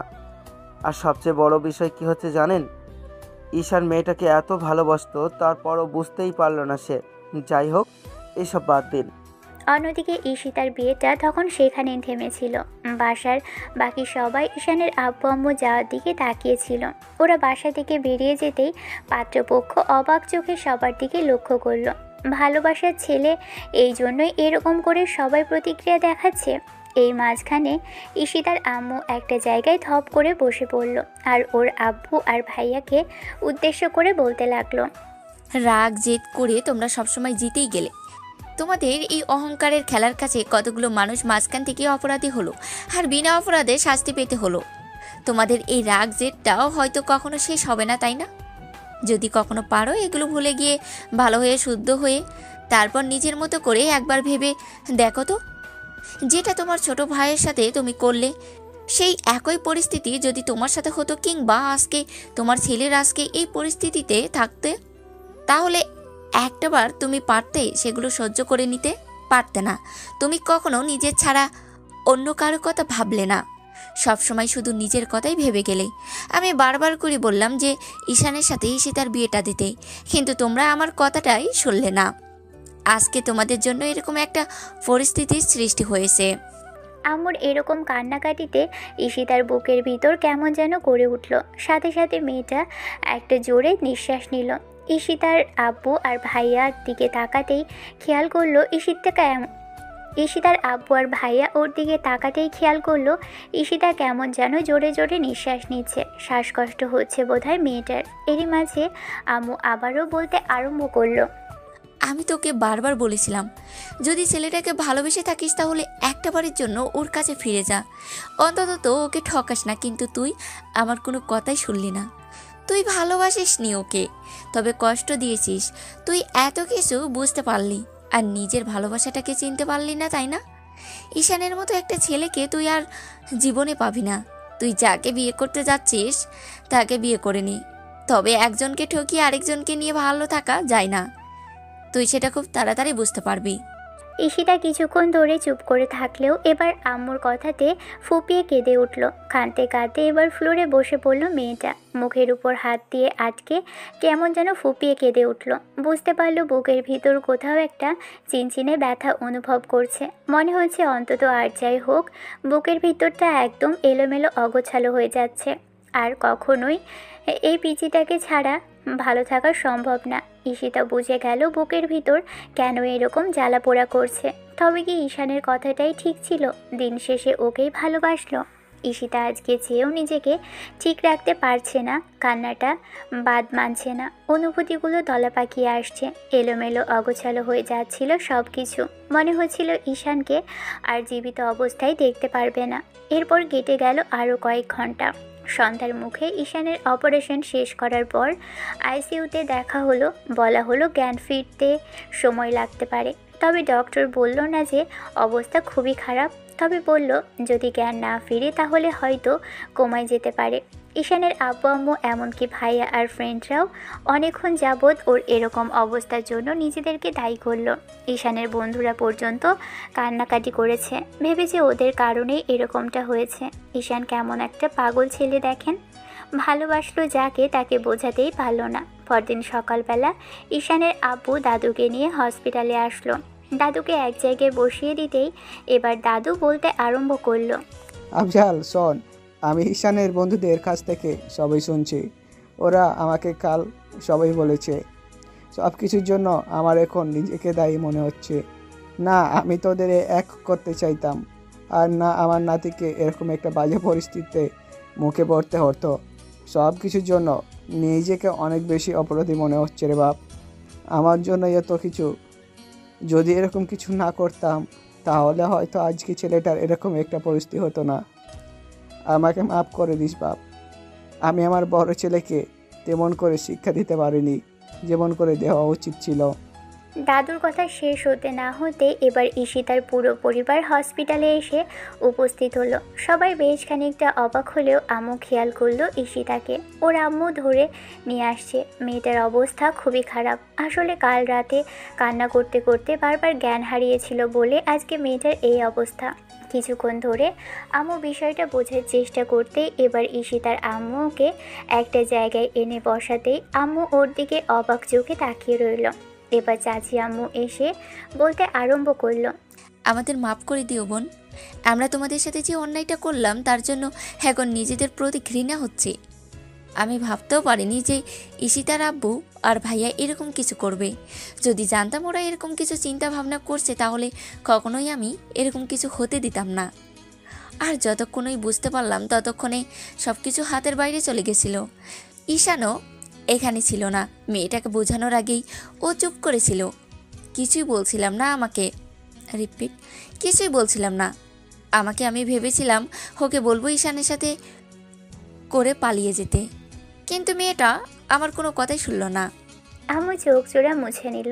এবার ঈশিতার দিকে তাকাতেই খেয়াল করলো মেয়েটা কেমন যেন ফুপিয়ে ফুপিয়ে উঠছে, চোখ মুখ লাল হয়ে আছে। মেয়েটা কোনো কথা বলতে পারছে না। এবার ঈশিতা চাচি আম্মুর একটা হাত ধরতেই চাচি আম্মু চুপ করে রইল। ঈশিতা চাচি আম্মুর হাতটা দু হাতের মুঠোয় নিয়ে বলতে আরম্ভ করলো, সবকিছু আমার জন্যই হয়েছে। আমাকে কি পারবে কখনো মাফ করে দিতে তোমরা? আমি ভাবতে পারিনি পিচিটা আমার জন্য এরকম কিছু করে ফেলবে। যদি জানতাম আর বুঝতে পারতাম ওকে কতটা ভালোবাসি তাহলে অনেক আগে ওকে নিয়ে এখান থেকে চলে যেতাম। আমার বুঝতে খুব দেরি হয়ে গেল ছোট আম্মু। জানি না ওর সাথে আর কখনো কথা হওয়ার সুযোগ হবে কিনা। এমন কথা বলতে হয় না মামুনি, সব ঠিক হয়ে যাবে। ডক্টর বলেছে খুব তাড়াতাড়ি জ্ঞান ফিরে আসবে। আর ও তোমাকে ভালোবাসে বলে তোমার উপর রাগ করে থাকতে পারবে না। তুমি যদি একবার ওকে নিজে থেকে ভালোবাসার কথা বলো, স্বীকার করো তোমার ভুল হয়েছে, তাহলে দেখবে ও ঠিক তোমাকে মেনে নেবে। কিন্তু তোমরা দুজন দুজনকে মেনে নিলে কি হবে বলো মামুনি? তোমার আব্বু আর ভাইয়া চায় না আমাদের মতো মানুষের সাথে তোমাদের কোনো সম্পর্ক থাকুক কিংবা কোনো যোগাযোগ থাকুক। সেই জন্যই তো হয়তো আমার ছেলেটা বাসা থেকে চলে যাওয়ার পর এরকম করে তোমার আব্বু তোমার বিয়েটা জোর করে দিয়ে দিতে চেয়েছিল। ঈশিতা নিজেকেই দোষারোপ করতে লাগলো ঈশান এমন অবস্থার জন্য। অন্যদিকে ঈশিতার আব্বু আর ভাইয়া মাথা নিচু করে রইল। এবার ঈশিতার আম্মু গিয়ে ওদের বলল তার ভাইয়ের কাছে মাফ চেয়ে নিতে। তারপরও ভদ্রলোক দাঁড়িয়ে রইল। তখন এসে তার আম্মু একটা দীর্ঘশ্বাস ফেলে শুধু এটুকুই বলল, অহংকার জীবনের সবচেয়ে মূল হিসাবে প্রাধান্য দিয়ে সবসময় জেদ করে বসে রইলে, কিন্তু ভালোবাসাটা যে জীবনের সবচেয়ে বড় অংশ সেটা তোমরা বোঝার চেষ্টাই করলে না। দুজন তো একই মায়ের পেটের সন্তান, তাহলে দুই ভাই দুই দিকে কি করে হলে? তোমাকে দেখে আমি অবাক হই যে তোমার মতো একটা কঠোর হৃদয়ের মানুষ আমার স্বামী হতে পারে কি করে। এখনো সময় আছে, যে অন্যায়টা করেছো তার জন্য অন্তত একবার হলেও ভাইয়ের কাছে মাপ চেয়ে নাও, তাহলে অন্তত জীবনে ভালো থাকতে পারবে। ঈশিতার আব্বু কিছুক্ষণ ধরে চুপ করে থেকে এবার ঈশানের আব্বুর সামনে আসলো। ওর পায়ের কাছে বসে পড়তে গেলে ঈশানের আব্বু সরে গেল আর বড় ভাইকে ধরে উঠিয়ে দিয়ে বলতে আরম্ভ করলো, আমার ভুল হয়েছে ভাইজান, আমার আপনাদের পরিবারে আবার ঢুকে যাওয়া ঠিক হয়নি। বাবা এমন করে বলল, তখন তাই আবার এক হওয়ার চিন্তা করেছিলাম, কিন্তু বুঝতে পারিনি তেলে আর জলে কখনো মিশ খায় না। আপনার যে চিন্তা ভাবনা আমাদের সাথে সেটা কখনোই যায় না, তাই অন্যায় হয়েছে আপনাদের সাথে আবার এক হয়ে যাওয়াটা। আমি ভুল করেছি, তার জন্য আমি আপনার কাছে হাত জোর করে মাপ চাইছি। অন্তত এবারের মতো আমাকে মাপ করে দেন। আমি আমার ছেলেকে নিয়ে এখান থেকে অনেক দূরে চলে যাব। আপনার মেয়ের উপর আমার ছেলের ছায়া পড়বে না। ঈশানের আব্বু কথাটা বলার সাথে সাথেই ঈশিতার আব্বু ডুকরে কেঁদে উঠল। তার ভাইয়ের আবারও পায়ে হাত দিতে গেলে ছোট ভাই তাকে ধরে ফেলতেই বড় ভাই তাকে জড়িয়ে ধরে আহাজারি করে কাঁদতে লাগলো আর নিজের ভুল স্বীকার করতে লাগলো। ঈশানের আব্বু চুপ করে রইল। তখন দাদু এসে বলল বড় ভাইকে আরেকটা সুযোগ দিতে। ঈশিতার আব্বু তখন বলতে আরম্ভ করলো, আমি জীবনে যে বড় ভুলগুলো করেছি তার মধ্যে সবচেয়ে বড় ভুলটা কাল করতে যাচ্ছিলাম। সেই ভুলের শাস্তি আমার হয়েছে। আমি বুঝতে পেরেছি সবাই আমার বিপক্ষে, আমাকে কেউ ভালোবাসে না। তোদের সবাই ভালোবাসে কারণ তোরা সব্বার কথা ভাবিস, কিন্তু আমি ভাবি না। আমি নিজে দাঁড়িয়ে থেকে যে অন্যায় করেছি, নিজের জেদের কাছে যে অটল থেকে যে পাপ করেছি, সে পাপের প্রায়শ্চিত্ত করব। ঈশানকে সুস্থ হতে দে, নিজে দাঁড়িয়ে থেকে ওর সাথে মেয়ের বিয়ে দিব। ঈশিতার আব্বুর এমন কথাতে সবাই বেশ খানিকটা সুস্থ হলো। ঈশিতার ভাই ও কিছুক্ষণ যাবৎ চুপ করে থেকে তারপর ছোট চাচুর কাছে এসে অনেক অনুনয় বিনিময় করে কথা বলল। দিন শেষে বিষয়টা হচ্ছে আপনি কাকে ভালোবাসেন আর কাকে ঘৃণা করেন, রক্তের সম্পর্ক কখনোই ছিন্ন করা ছিল না, আবার উচিতও নয়। আপনি হয়তো বড়লোক হতে পারেন, আপনার আর্থিক আর স্বচ্ছতা থাকতে পারে, তাই বলে আপনার রক্তের এবং আত্মীয়তার যে বন্ধন আপনি সেটা ছিন্ন করে দিলে উপরওয়ালা তাতে নারাজ হবেন, আর সেটার শাস্তি পৃথিবীতে আপনি 1/3 পেয়ে যাবেন। যে কোনো পাপের শাস্তি পৃথিবীতে 1/3 দিয়ে দেন উপরওয়ালা। ভালো কোনো কাজের বিপরীতে কোনো কাজের যেমন ভালো হয়, খারাপ কাজের বিপরীতেও তেমনই খারাপই হয়। আপনি ভালো করলে ভালো প্রতিদান পাবেন, খারাপ করলে খারাপ প্রতিদান পাবেন। ঠিক তেমনই ঈশিতার আব্বুও পেল। যাই হোক, কাল ঈশিতা অনেকবার সেন্স হারিয়েছিল, তাই হসপিটালে আনাটা সম্ভব হয়নি। সন্ধ্যার মুখে ঈশানের জ্ঞান ফিরলেও কথা বলতে পারল না। ঈশিতা এসে অনেকক্ষণ বসে থাকলো পাশে, তারপরও ঈশান ওর সাথে কথা বলেনি। ঈশান ভেবেছে মেয়েটার বিয়ে হয়ে গেছে, কারণ সেই কালকের বিয়ের সাজেই বসেছিল। ঈশান চোখ জোড়া বন্ধ করে নিল, কথা বলেনি, কারোর সাথেই বলেনি। পরদিন বেলা 10টার দিকে যখন নার্স এসে খবর দিল ছেলের হুঁশ ফিরেছে আর অক্সিজেন মাস্ক খুলে দেওয়া হয়েছে, এখন মোটামুটি কথা বলতে পারবে, সবাই গিয়ে কথা বলল।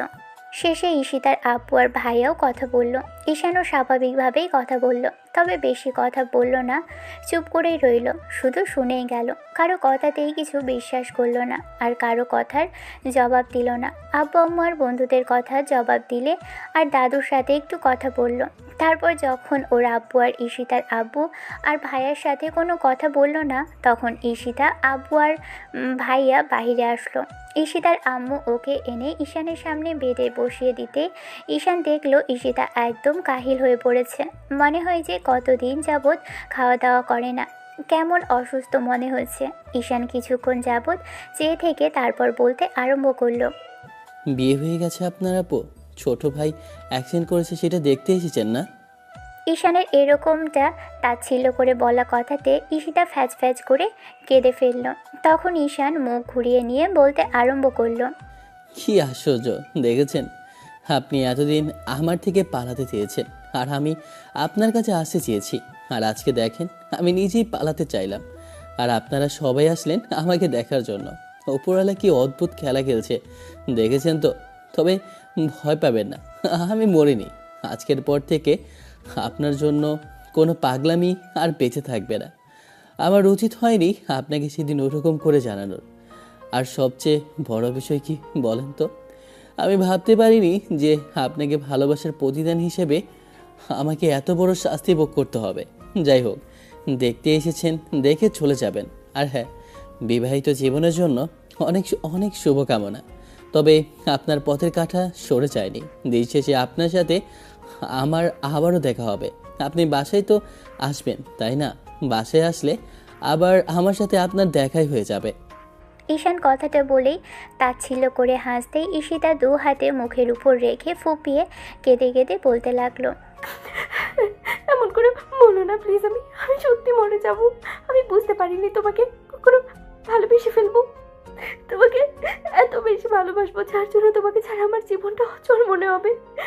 ভাবতে পারিনি সেদিনই সেই পিচ্ছি ছেলেটাকে অবহেলা করে দূরে সরিয়ে দেওয়া ছেলেটাকে ভালোবাসতে হবে। ঈশান অবাক হয়ে তাকিয়ে রইল, তারপর আবারও হাসার চেষ্টা করে বলতে লাগলো, আপনার না বিয়ে হয়ে গেছে? হাজব্যান্ড থাকতে কী সব আজে বাজে কথা বলছেন? জানতো মজা করবেন না, বাসায় চলে যান। আর এসব কথা কখনো বলতে আসবেন না তো। না না, আমি আপনাকে ভালোবাসি আর না কখনো বাসবো। আমার ভালোবাসাটা অন্যায় ছিল। আপনাকে ভালোবেসে আমার শিক্ষা হয়ে গেছে, জানেন তো। আর ইচ্ছা নেই আপনাকে ভালোবাসার। ঈশানের কথাতে ঈশিতা কেঁদেই চলেছে। তারপর ঈশানকে চুপচাপ কিছুক্ষণ তাকিয়ে থাকতে দেখে ঈশানের একটা হাত ধরতেই ছেলেটা হাতটা ছাড়িয়ে নিল। জোর করে মেয়েটা ওর কাছে আসতে গেলে তখন ঈশান বলতে আরম্ভ করলো, কি মুশকিল বলছি, কখনো আপনার সামনেও যাব না আর আপনাকে ডিস্টার্বও করব না। তাহলে এখন এরকম এরকম করছেন কেন? আমার কি অন্যায় যে আপনাকে ভালোবেসেছিলাম? সে অন্যায় শাস্তি তো আমাকে পেতে হয়েছে। দেখেন কীরকম অবস্থা হয়েছে। সুস্থ হতে আরও 6 মাস লাগবে। ঈশিতা অনেকক্ষণ যাবৎ কাঁদল। তারপর ঈশান নিজের হাতটা ছাড়িয়ে নিয়ে শুয়ে পড়তে গেলেই ঈশিতা ওকে জড়িয়ে ধরল। ঈশান অবাক হলেও আবারও একটু চুপ করে থেকে তারপর হাসার চেষ্টা করে মেয়েটাকে ছাড়িয়ে নিয়ে বলতে লাগলো, ভয়ের কিছু নেই, আমি মরে যাইনি। আর মরে যেহেতু যায়নি সেহেতু আপনি ভয় পাচ্ছেন যে আপনাকে ডিস্টার্ব করব। এরকম কিছু হবে না আপু, আপনি বাসায় চলে যান। আর এইসব কিছু কাউকে বোঝাতে হবে না যে আপনি আমাকে ঠিক কতটুকু ভালোবাসেন। যতটা ভালোবাসলে মানুষ ঠিক এরকম পাগলামের মধ্যে পড়ে যায়, আমাকে ঠিক ততটুকু ভালোবাসেন। এবার ঈশানের এরকম দ্বারা কথাতে ঈশিতা আবারও ওকে জাপটে জড়িয়ে ধরল, ফুঁপিয়ে কেঁদে উঠল। ঈশানকে 2 হাতে শক্ত করে আঁকড়ে ধরল। হঠাৎ করেই ছেলেটার বুকে ঝাঁপিয়ে পড়তেই ঈশান বেশ খানিকটা ব্যথায় কোকিয়ে উঠল আর বলতে আরম্ভ করলো, আরে বাবা, কোথাও পালিয়ে যাচ্ছি না তো। একে তো অ্যাক্সিডেন্ট করে এই হাল, তার উপর আবার যেভাবে জাপটে ধরেছেন, ব্যথা লাগছে তো আমার। তাহলে পাগলামি কেন করলে? তোমার যদি কিছু হয়ে যেত আমি কাকে নিয়ে থাকতাম বলো? কাকে নিয়ে থাকবেন? যাকে বিয়ে করে নিতে চাইছিলেন তাকে নিয়ে থাকতেন। আমি কি আপনাকে বারণ করেছিলাম থাকার কথা? নাকি কখনো বলেছি যে আমি অ্যাক্সিডেন্ট করার পর আমাকে দেখতে আসেন? এখন আধিক্যতা দেখানো হচ্ছে, তাই না? একটু ভালোবাসেন না আপনি আমাকে ছাড়ুন তো। দেখেন এখান থেকে চলে যান তো। না, তুমি চাইলেও আর কোথাও যাবো না, কিন্তু আমি চাই এখন থেকে তোমার কাছেই থাকতে। আর কোথাও যাবো না, দেখো সবাই একসাথে মিলেমিশে থাকবো। আর আমি তোমারই বুকেই থাকবো, কোথাও যাবো না তোমাকে ছেড়ে। 2 দিন বাদেই মনে হবে যে এই আতপাগল ছেলেটাকে কেন ভালোবাসতে গিয়েছিলেন। আজকে হয়তো সবাই এখানে এসেছে, আব্বু আম্মু কান্নাকাটি করছে, তাই আপনারও কান্না পেয়েছে। ছোট ভাই কিনা সেই জন্য। তুমি আমার ভাই না। অবশ্যই ভাই, আমি আপনার চাচাতো ভাই। তাই ছাড়ুন এসব। আপনার হবু বর দেখলে অনেক সমস্যা হবে। এখন আমাকে ছাড়ুন তো। সব চলে গেছে, সব কিছু আমি এলোমেলো করে দিয়েছি। আমি আর কোথাও যাবো না তোমাকে ছেড়ে। তোমাকেই ভালোবাসবো, তোমাকেই বিয়ে করে নেবো। তুমি যদি জোর করে আমাকে দূরে সরিয়ে দিতে চাও, তারপরে আমি কোথাও যাবো না। দেখো এতদিন ধরে অবহেলা করলেন, কষ্ট দিলেন, সেটার বেলায় সেটার জন্য কি করবেন এখন? বললাম তো ভুল হয়েছে, আর কখনো এরকম ভুল হবে না। দেখো তুমি সুস্থ হলে বিয়েটা করে নেবো। ভুল হয়েছে, সে ভুল শুধরে নিতে এখানে এসেছেন, তাই তো? তাহলে সেদিন যখন বারবার করে কাঁদছিলাম আর বলছিলাম আমাকে ছাড়া অন্য কাউকে বিয়ে করো না, আমি ভালো থাকতে পারবো না, তখন চুপ করেছিলে কেন বলো? তখন তোমার একটুও মায়া হয়নি? তখন মনে হয়নি তোমাকে ছাড়া আমি ভালো থাকবো না? তখন বুঝতে পারিনি তোমাকে এত বেশি ভালোবাসবো। বিশ্বাস করা কখনো এরকম কিচ্ছু হবে না শোনো। এখন আসছে সোনামোনা দেখাতে। যান এখান থেকে। কোনো সোনামোনা নেই আপনার জন্য আজকে আমার এই হাল। আপনার জন্যই আমি এত বাজে অ্যাক্সিডেন্ট করেছি। সব আপনার জন্য হয়েছে। তাহলে আমাকে কি করতে হবে? কিছুই করতে হবে না, আমার থেকে দূরে সরে যান। আপনাকে আমি ভালোবাসি না, ব্যাস। আপনাকে ভালোবেসে আমার অন্যায় হয়েছে, সে অন্যায়ের পাশই তো আমি করেছি। এখন আমাকে নিজের মতো করে থাকতে দিন, আর আপনি আপনার মতো থাকুন। আমাকে আর জ্বালাবেন না তো, চান এখান থেকে। বললাম তো সরি, আর কখনো এরকম ভুল করবো না বলছি। খালি সরিতে কি কাজ হবে? অন্য কিছু চাই আমার। বলো কি চাই তাই বলো, তারপর এরকম রাগ করে থেকো না সোনা পাখি। আমাকে আদর করে দাও, তাহলেই আর রাগ করে থাকবো না। ঈশিতার ঈশানকে ছেড়ে দিল। তারপর মুখের দুপাশে হাত রেখে ঠোঁটে আলতো করে ঠোঁট ছোঁয়াতে ঈশান চোখ জোড়া বন্ধ করে নিল। ঈশিতা অনেকক্ষণ ধরে ছেলেটার ঠোঁটে আদর দিয়ে তারপর ওর বুকের মধ্যে মুখ লুকিয়ে বলল, আই লাভ ইউ আমার পিচ্চি চাচাতো ভাই। আর কখনো এরকম ভুল হবে না, দেখো খুব বেশি ভালোবাসবো। আর কখনো তোমাকে ছেড়ে কোথাও যাব না, তোমার কাছেই থাকবো। তুমি যদি তাড়িয়ে দাও তারপরে তোমার কাছ থেকে দূরে যাব না, একটুও না কলিজা। এসব আজে বাজে কথা বাদ দিয়ে এখন চুপ করে থাকো, আর আমাকে এমন করে থাকতে দাও। আই লাভ ইউ সোনা। I love you too. এবার চুপ করে থাকো না, এমন করে একটু। ভালো থাকুক ভালোবাসা। দেখা হচ্ছে অন্য কোনো দিন অন্য কোনো গল্পে। ততদিন পর্যন্ত সুস্থ থাকবেন, ভালো থাকবেন, আমাদের সাথেই থাকবেন। ধন্যবাদ। আল্লাহ হাফেজ।